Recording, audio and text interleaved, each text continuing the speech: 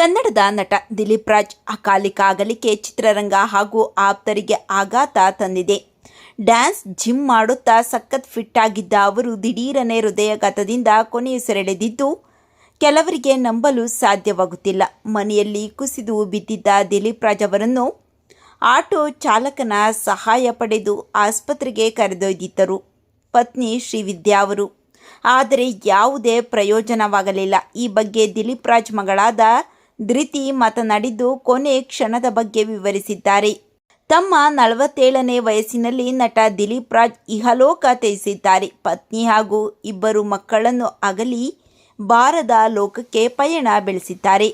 ನಮಗೆ ಆಂಬ್ಯುಲೆನ್ಸ್ ಸಿಕ್ಕಿದ್ದರೆ ಸಹಾಯವಾಗುತ್ತಿತ್ತು ಎಂದು ದಿಲೀಪ್ ರಾಜ್ ಅವರ ಮಗಳು ಹೇಳಿದ್ದಾರೆ. ಕೊನೆ ಕ್ಷಣದಲ್ಲಿ ಸಹಾಯಕ್ಕೆ ಬಂದಿದ್ದ ಆಟೋ ಡ್ರೈವರ್ ದೇವೇಂದ್ರ ನಾಯ್ಡು ಅವರನ್ನು ನೆನೆದಿದ್ದಾರೆ. ನಿನ್ನೆ ಮೇ 13 ಬೆಳಗಿನ ಜಾವ 6 ಗಂಟೆ ಸುಮಾರಿಗೆ ಅಪ್ಪ ಮನೆಯಲ್ಲಿ ಕುಸಿದು ಬಿದ್ದಿದ್ದರು. ನಮ್ಮ ಮನೆಯ ಸಮೀಪವೇ ಆಟೋ ಅಂಕಲ್ ಮನೆ. ಬೆಳಗ್ಗೆ ಅಪ್ಪನ ಪರಿಸ್ಥಿತಿ ನೋಡಿ ಅಮ್ಮ ಕಿರುಚಿಕೊಂಡಾಗ ಅಂಕಲ್ ಸಹಾಯಕ್ಕೆ ಧಾವಿಸಿದರು. ಆಗಲೇ ಅಪ್ಪ ಕುಸಿದು ಬಿದ್ದಿದ್ದರು. ಸ್ವಲ್ಪ ಉಸಿರು ಇತ್ತು. ಬಳಿಕ ಸೆಕ್ಯೂರಿಟಿ ಸಹಾಯದಿಂದ ಆಟೋಗೆ ಅವರನ್ನು ಹತ್ತಿಸಿಕೊಂಡು ಅಮ್ಮ ಅವರ ಜೊತೆ ಹೊರಟರು ಎಂದು ನೆನಪಿಸಿಕೊಂಡಿದ್ದಾರೆ. ಮನೆಯಿಂದ ಆರ್ಚ್ ಪೆಟ್ರೋಲ್ ಬಂಕ್ವರೆಗೆ ಬಂದಾಗ ಅಪ್ಪ ಹಾ ಎಂದು ಉಸಿರು ಎಳೆದ್ರು ಅಷ್ಟೇ.